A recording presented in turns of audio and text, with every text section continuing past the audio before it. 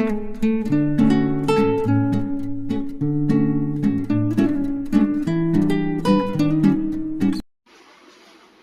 राधे, जय श्री कृष्णा। तो कैसे हैं आप सब? आशा करती हूँ आप सब ठीक होंगे, खुश होंगे, मस्त होंगे और हम सब भी ठीक हैं। तो आज ना मैं कुछ ऐसी टिप्स लेकर के आई हूँ जो कि मैं यूज करती हूँ, तो मैंने सोचा चलो आपके साथ भी शेयर कर देती हूँ। तो सबसे पहले मैंने यहाँ पे देखिए आटा ले लिया है जिसकी हम रोटी बनाते हैं घर पे, कोई भी आटा हो। अगर आपके पास में उसके ऊपर जो वो आती है ना भूसी, जैसे हम आटा छान लेते हैं फिर उसका मोटा मोटा बच जाता है, अगर वो है तो और अच्छी बात है। मैंने तो आटा ही लिया है और उसके साथ में ये मैंने जो विनेगर आता है वाइट वाला वो ले लिया है और इस आटे में मैं इसको मिला दूँगी। हल्का सा ऐसा पेस्ट सा बना लेना है, पतला सा, ज़्यादा गाढ़ा नहीं, बिल्कुल भी पतला सा। मैं आपको दिखा देती हूँ। तो कुछ इस तरह का हमें विनेगर डाल के इसका पेस्ट बना लेना है आटे का। अगर आपके पास में आटे की जो भूसी होती है ना मोटी मोटी, अगर वो है तो और अच्छी बात है, अगर नहीं है तो आटा भी चलेगा। मैं तो आटा ही लिया है।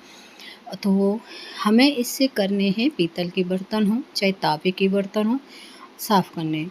न पीताम्बरी की ज़रूरत है, न किसी और चीज़ की ज़रूरत है, न कोई झंझट, न हाथ ख़राब होंगे, न कुछ होंगे और आपके फटाफट से पीतल के और तांबे के बर्तन चमकने लग जाएंगे, है ना। तो जो मैंने घोल बनाया था उसका आटे का, तो कुछ इस तरह से हम अपने पीतल के बर्तनों पर और या फिर आपके तांबे के बर्तन हैं, पूजा की जो लोटिया है, पूजा के जो बर्तन होते हैं हमारे, उसके ऊपर हम इसको थोड़ी देर के लिए इसे लगा करके छोड़ देंगे, 10 मिनट के लिए लास्ट।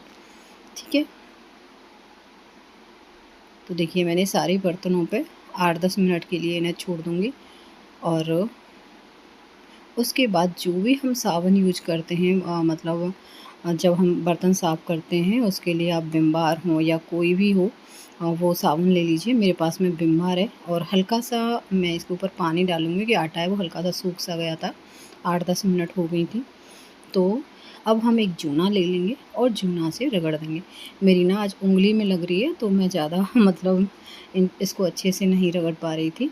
तो हल्का सा, चाहे आप लोहे वाला जूना ले लीजिए या वो फोम सा वाला आता है वो ले लीजिए, कोई सा भी जूना ले लीजिए और उस इस तरह से जैसे हम बर्तन साफ़ करते हैं बस उसी तरह से इनको मांज दीजिए, बर्तनों को धो लीजिए। देखिए कितनी कारों सी निकल रही है ना, काली काली।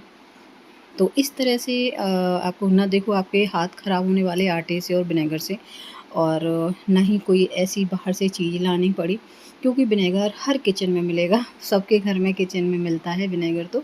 तो बस उसी से और आटे से हम अपने बर्तनों को चमका लेंगे। जो पूजा के बर्तन होते हैं ना उनको हम इस तरह से चमका लेंगे, फटाफट से चमक के एकदम बढ़िया हो जाएंगे। तो देखिए आ गई ना चमक। तो इस तरह से ना आप बिना किसी चीज़ को केमिकल का यूज किए बिना आप अपने किचन जो पूजा के बर्तन हैं उन्हें इस तरह से चमका सकते हैं।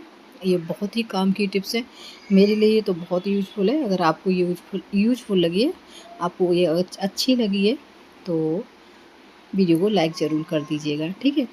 तो मेरे तो बर्तन पूजा के एकदम रेडी हो गए हैं, आप देख सकते हैं काफ़ी मतलब चमक गए हैं। और इसी तरह से आप भी अपने पूजा के बर्तनों को चमका सकते हैं और आपके हाथ भी बिल्कुल सेफ़ रहेंगे, बिना केमिकल फ्री, है ना। तो कोई केमिकल नहीं। चलिए फिर मैं एक और टिप्स आपके साथ शेयर कर रही हूँ। हम अक्सर करके देखिए चाय बना ली है, मैंने अपने लिए चाय का मन हो रहा था, तो चाय देखिए जब भी हम बनाते हैं तो सीधा हम स्लब पर ही कप को रख के और इस तरह से हम इसमें छान लेते हैं। तो ये बड़ी गड़बड़ होती है और फिर हमें वो किचन साफ़ करनी पड़ती है, जो हमारी किचन की स्लब होती है। अब हमें क्या करना है, देखिए सबसे पहले हमारे जो किचन का कोई भी कपड़ा है उसको नीचे बिछाएं और उसके ऊपर कप को रखें। अगर चाय हमारी फैलती है तो इसी के ऊपर आएगी, क्योंकि कपड़ा से तो हमें जब भी पहुँचनी है तो हमारा कपड़ा गंदा होना ही है।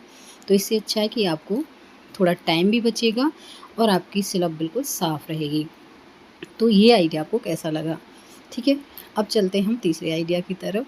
तो यहाँ पे देखिए जब भी हम कोई पूड़ी है या कोई कचौड़ी पूड़ी कुछ भी पकवान हम जब बनाते हैं, तेल हो घी हो चाहे कुछ भी हो, तो उसमें कुछ इस तरह के मतलब काले काले से उनके टुकड़े थोड़े बहुत रह ही जाते हैं।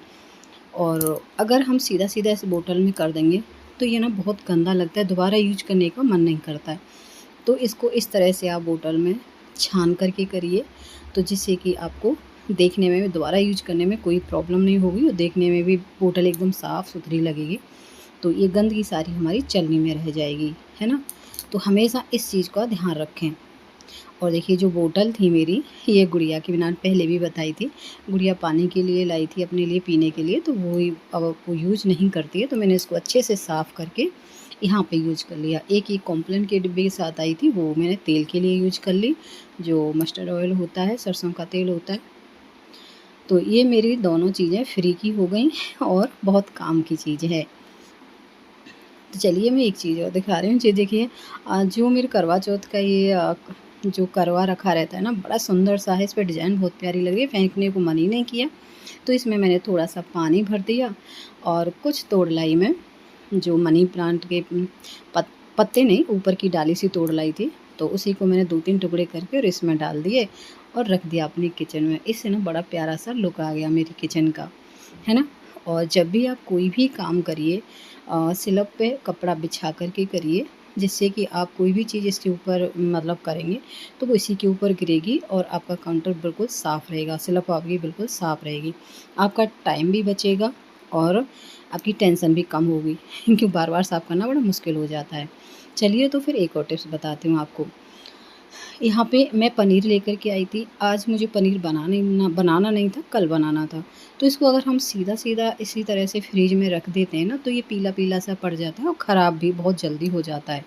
तो एक टिप हमें क्या करना चाहिए, इस तरह से किसी भी बर्तन में रख लीजिए। अगर काँच का बर्तन है तो बहुत अच्छी बात है, अगर कोई स्टील का बर्तन है उसमें रखिए और उसमें पानी डाल दीजिए।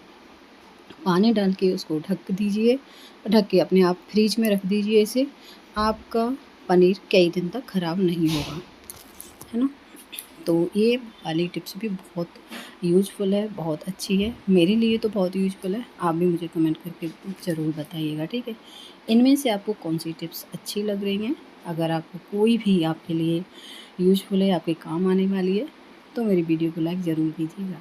चलिए फिर एक चीज़ और दिखाती हूँ, है ना। यहाँ पे मैं बना रही थी बादाम की लस्सी, जो कि बच्चों के लिए बहुत ही हेल्दी होती है और हम सब के लिए हेल्दी होती है। ये मेरे मायके में बहुत ज़्यादा बनती थी, ससुराल में भी बनती थी। तो हमारे ससुराल में ज़्यादातर सिर्फ बादाम की बनती थी।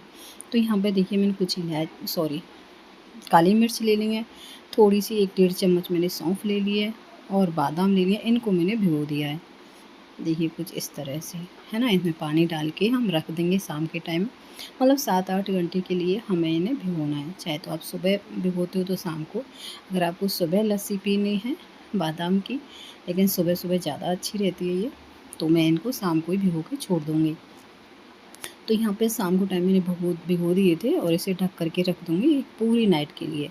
तो सुबह आ गए हम, सुबह हो चुकी है और बादाम को मैंने छील लिया है और यहाँ पे सिलबट्टा है मेरे पास, लेकिन मैंने मिक्सी का ही यूज किया है कि ज़्यादातर लोग मिक्सी ही से मतलब यूज करने वाले हैं, सिल पे तो बहुत टाइम लगता है।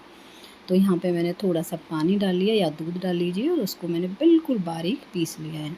तो एक कटोरी में इसको मैं खाली कर दूँगी और थोड़ा सा पानी डाल के इसको धो के, और क्योंकि बादाम को छानने की हमें कोई ज़रूरत नहीं है,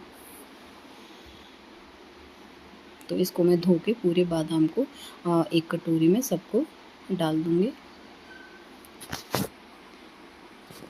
उसके बाद में जो मैंने सौंफ गराई थी और जो काली मिर्च थी, मैंने उनको धो दिया था रात को, क्योंकि ये पानी फिर हमें फेंकना नहीं है। तो धो कर के दोबारा पानी मैंने किया था, 2-3 बार धो लिया था और उसके बाद मैंने इसी का पानी डाल लिया। अगर आपको ज़रूरत है तो थोड़ा-सा पानी इसमें और ऐड कर दीजिए और इसका एक बिल्कुल महीन सा पेस्ट बना लीजिए, बिल्कुल बारीक। अगर आप चाहें तो सिल है आपके पास पे तो सिल पे पीसिए थोड़ी कसरत भी हो जाएगी। तो मैं सिल पे तो नहीं, तब तक मेरी सौंफ और काली मिर्च ये सारी चीज़ें पिस रही हैं। तब तक मैंने थोड़ी सी चीनी, 1 गिलास ले लिया पानी और उसमें डाल दिया थोड़ी सी चीनी और उसको मैंने चीनी को मिक्स कर लिया। उसके बाद में जो सौंफ थी मैंने अच्छे से पीस ली है, 2 बार पीसी थी। तो एक बार इस तरह से मैंने छलनी में छान ली। अगर छलनी में छाना मतलब छाननी है तो छानिए, नहीं तो कोई कपड़ा है आपके पास में तो कोई कपड़ा ले लीजिए, कॉटन का जो सूती कपड़ा होता है, उससे भी आप इसे छान सकते हैं। तो 2 बार मैं दोबारा और पीस ली थी। उसके बाद उसमें मैंने जो बादाम का पेस्ट था वो भी मैंने इसी में डाल दिया। वीडियो थोड़ी-सी पता नहीं ऐसी हो गई है गड़बड़ सी तो मैंने ध्यान नहीं दिया था। तो इसमें बादाम, काली मिर्च और सौंफ और थोड़ी-सी चीनी डाल के मैंने पानी ठंडा ले लिया था। थोड़ी-सी मैं यहाँ पे बर्फ़ निकाल के रख रही हूँ, कुछ मैंने उसमें डाल दिए जग में। है ना। तो देखिए कुछ इस तरह का ये पेस्ट मेरा बनके तैयार हुआ है। अब इसमें डालेंगे हम दूध। जितना आपको दूध की ज़रूरत है उतना ही डालिए। मैंने 1 मग भर के कम से कम 1.5-2 गिलास था, वो डाल दिया है। और इसको अच्छे से हम फेंट लेंगे। ये मेरे मायके में ना बचपन से इसको पीती आ रही हूँ। ये बहुत ही हेल्दी है और ठंडी भी है। गर्मियों में काफ़ी मतलब अच्छी रहती है ठंडाई। और मेरे मायके में बहुत ज़्यादा बनती है, डेली बनती है, अब भी बनती है ना। तो ये हमारे लिए बहुत ज़्यादा सेहतमंद है। तो इस तरह से आप ठंडाई बना करके अपने बच्चों को, आप खुद, सभी लोग पी सकते हैं। थोड़ी सी मैं बर्फ़ और डाल रही हूँ कि ठंडी हो जाए, क्योंकि जितना ठंडा होगा उतना ये बहुत टेस्टी सी लगती है। चीनी आप अपने हिसाब से डालिएगा जितना आपको मीठा चाहिए, ठीक है। तो चलिए हमारी ये ठंडाई बनके तैयार हो गई है बादाम की। तो आप सभी को आज की मेरी ये वीडियो कैसी लगी? अगर कोई भी सारी टिप्सों में से कोई भी चीज़ पसंद आई है तो मेरी वीडियो को लाइक करना, शेयर करना और मेरे चैनल को सब्सक्राइब भी कर लेना, ठीक है। मैं एक और वीडियो में मिलती हूँ, तब तक के लिए बाय फ्रेंड्स, राधे राधे, जय श्री कृष्णा। तब तक आप ये बादाम वाली लस्सी पीजिए, ठंडाई पीजिए, है ना। बहुत ही हेल्दी है और बहुत ही टेस्टी, है ना। गर्मियों में तो मस्त लगती है पीने में भी और बॉडी के लिए भी। तो आपको इनमें से कौन सी ज़्यादा पसंद आया, कोई भी टिप्स जो भी पसंद आई है, तो इसमें ऊपर से मैं थोड़ी सी बर्फ़ और डाल दूँगी। एकदम चिल्ड होगी हमारी ठंडाई। तो आ जाइए भाई, जिसको भी बादाम की लस्सी पीनी है ना। तो मिलते हैं हम एक और वीडियो में। राधे राधे, जय श्री कृष्णा। कमेंट करके ज़रूर बताइएगा, ठीक है। अगर राधे राधे, जय श्री कृष्णा।